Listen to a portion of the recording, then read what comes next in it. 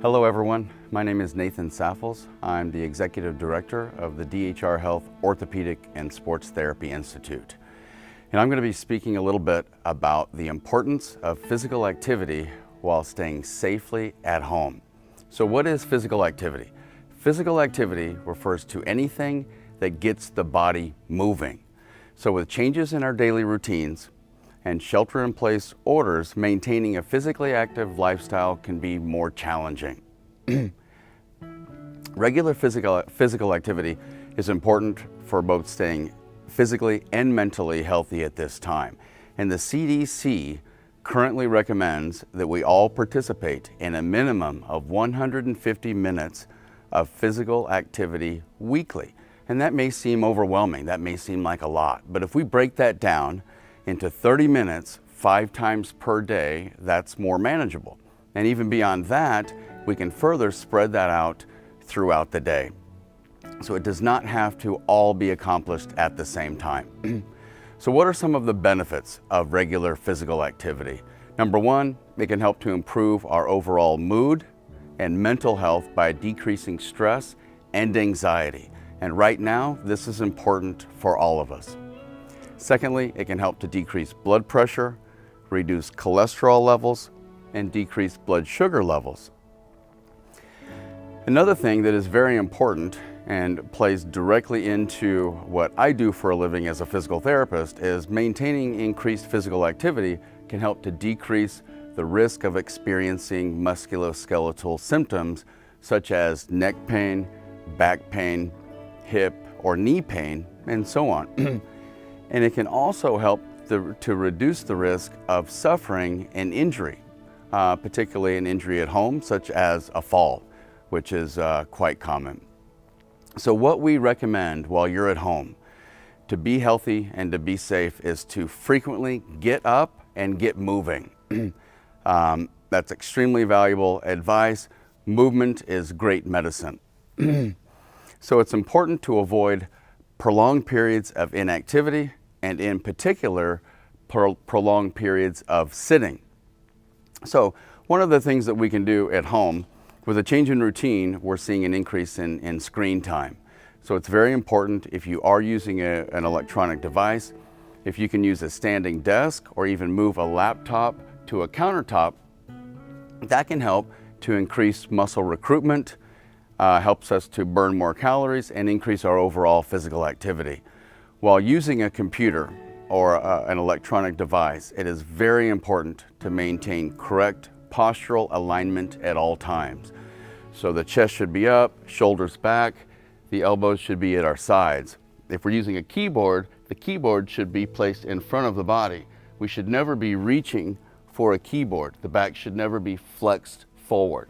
If we do that, that can lead to an increased risk of developing neck pain, back pain, and even shoulder, elbow, or wrist pain. So that's a very important thing to try to avoid.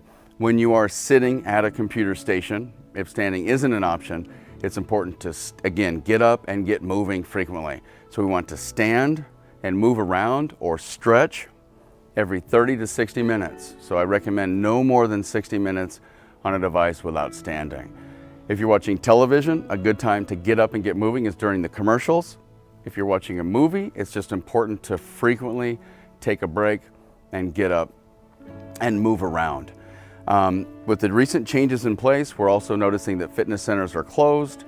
Organized sports are on a pause. So during this time, we have to be more creative in coming up with physical activities and particularly fitness activities that we can do at home.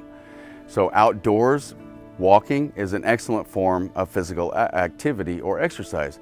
Jogging, running, playing games or sports with your family. I know it in my house.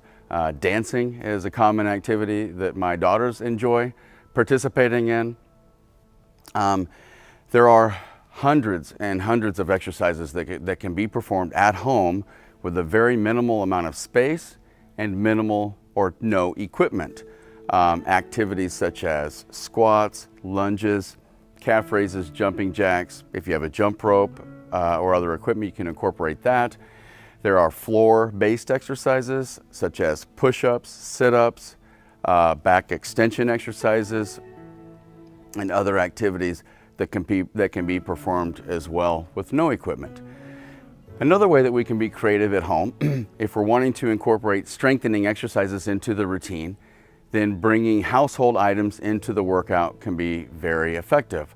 Things like a duffel bag or a backpack can be filled with household items to increase resistance. You can use a gallon of water to mimic dumbbells or kettlebell activities. I brought a backpack cooler with me today to show how you can fill this with, again, a gallon of water, something like that. Hold it in front of the body. Make sure the technique is correct. We want to make sure that when we're squatting, the knees are out, not going in. So we'll squat down and up. This can be also used for doing lunges and other activities. You can use something like this to mimic even a kettlebell exercise. Shoulders back, we can come down and up and even come up into more of a high pull exercise. So again, there are many opportunities that we have at home to stay physically active. It's a valuable time to become more creative, to incorporate different activities. And another thing that we want to make sure that we're including into these exercises is activities to improve our overall mobility. So what is mobility? Mobility refers to the body's ability to move. The longer we spend inactive, the more we lose the ability to move safely and correctly. So when we're looking at joints of the body or body segments, it's very important that we maintain their ability to move well. So incorporating yoga-based exercises, other range of motion or stretching activities is a very important part of a comprehensive exercise program. Currently, fitness centers, personal trainers, and other individuals are offering online YouTube-based videos. There are mobile apps available as well at minimal to no cost for daily workout routines, which is an excellent way to change up the workout routine and have something that's a little more structured. It's very important to remember when participating in an exercise routine, you should not be experiencing joint or muscular pain. If you are, it's important to seek advice from a physician or a rehabilitation specialist.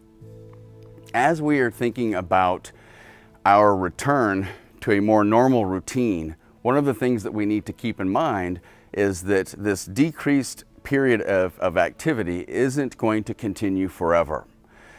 So for those of you that previously participated in recreational or organized athletics, it is very important to, number one, remain physically active during this period of time. And then secondly, it's very important that as you return to your prior activities, that you return gradually and safely. So it's important to work directly with your coaches and your school athletic trainers to make sure that you're very safe as you resume those activities. A prolonged period of inactivity followed by an immediate return to athletics can greatly increase the risk of suffering a sports-related injury. So again, we recommend that you're very careful to return very safely. So in summary, the most important thing physically and mentally to do while remaining safe at home is to very frequently get up and get moving. And this will help to improve the overall health of the mind and the body. So thank you all very, very much.